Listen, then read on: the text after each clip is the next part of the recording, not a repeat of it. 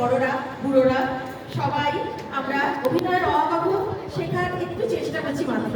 তো আমরা দুজনকে একে একে ডেকে নেবো তাদের মূল্যবান কিছু বক্তব্য দিয়ে আমাদের এই অনুষ্ঠানকে সমৃদ্ধ করার জন্য।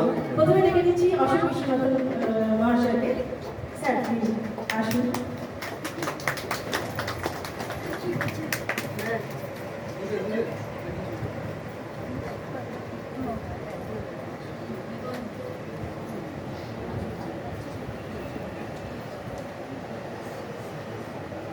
একটা ছোট কবিতা দিয়ে শুরু করি, হয়তো তার মধ্যে দিয়ে আমার বক্তব্য বেরিয়ে আসবে।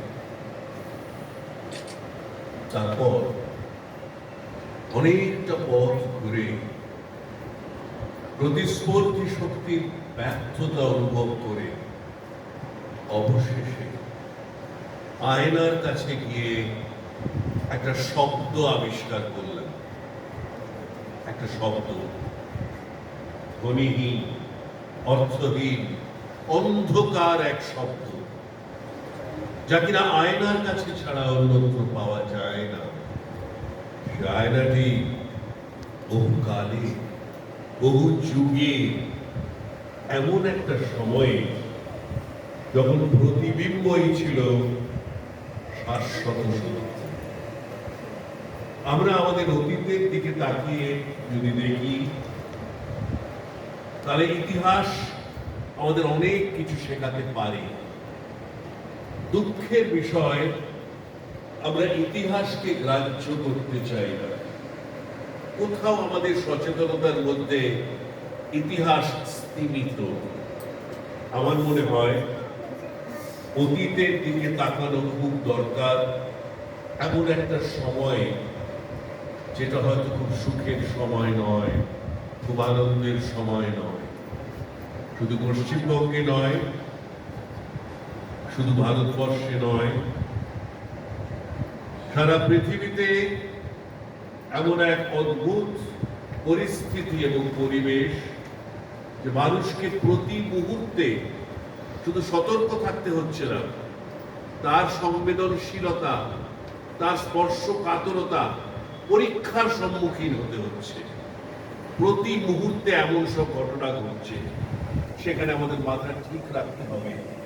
আমরা নানা টানাপোড়েনের মধ্যে দিয়ে চলেছি। আমরা যারা ছবি তৈরি করি, নাটকে অভিনয় করি বা কবিতা রচনা করি, ভালো মন্দ মিলিয়ে আমরা জীবনের স্রোতে জীবনকে অতিবাহিত করি। কিন্তু প্রতি মুহূর্তে সেই দুঃখের মধ্যে, সেই কষ্টের মধ্যে অন্যত্রে আমরা দেখছি ভয়ঙ্কর কিছু ঘটনা।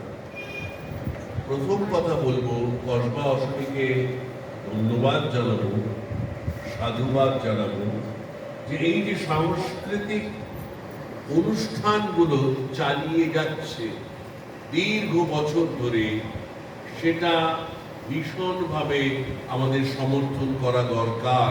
এই কারণে যে একমাত্র সংস্কৃতি, শিল্পকলা, শিক্ষা আমাদের উদ্ধার করতে পারে। আমাদের সেই সব পরীক্ষায় আমরা যাতে উত্তীর্ণ হই সেটা দেখতে পারি। সংস্কৃতির থেকে যত দূরে আমরা সরে যাব, তত আমাদের জীবন অর্থহীন বলে মনে হবে। আজকে আমরা দেখছি যে কিছু মানুষ যারা রাজনীতির জগতে কাঁপিয়ে বাড়াচ্ছে, দেশে বিদেশে, কেন্দ্রে রাজ্যে, তাদের সংবেদনশীলতা কোথায় হারিয়ে গেছে। প্রতিবাদ করার কণ্ঠস্বর কলকাতা ফিরে পেয়েছে ঠিকই, কিন্তু এর অনেক আগে সেই প্রতিবাদ করা উচিত ছিল এই সংস্কৃতির মাধ্যমে। এবং কসবা অশোনীকে এটা করছে, এই জন্যে অশোনীকে ধন্যবাদ। অশোনী দীর্ঘদিন ধরে নানান ধরনের অনুষ্ঠান করেছে, প্রতিযোগিতা করেছে, যেগুলোর মাধ্যমে ছোটরা যারা বড় হচ্ছে তারা একটা সুস্থ সংস্কৃতির সম্মুখীন হতে পেরেছে। আজকে এই তথাকথিত স্বাধীনতা দিবসে আমরা যে মিলিত হয়েছি, এবং সেটাও অশোনীর জন্মদিবস, সেটা খুব ভালো। কারণ আমরা সচেতন হতে শিখেছি, সতর্ক হতে শিখেছি। আমি বলবো অশনি চালিয়ে যাক, কাজ করে যাক। পরিশেষে আরো দুটি লাইন কবিতা, একটা সতর্ক বার্তা।